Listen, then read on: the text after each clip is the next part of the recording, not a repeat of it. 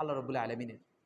আল্লাহ রাব্বুল আলামিন কুরআনুল কারীমের সূরাতুল মুলক, কোরআনের ৬৭ নম্বর সূরা, এই সূরার ৩০ নম্বর আয়াতে আল্লাহ তাআলা বলছেন, বলো তোমরা কি ভেবে দেখেছো আমি যদি ভূগর্ভের পানিগুলোকে তলিয়ে নেই তাহলে কে এটাকে উত্তোলন করবে?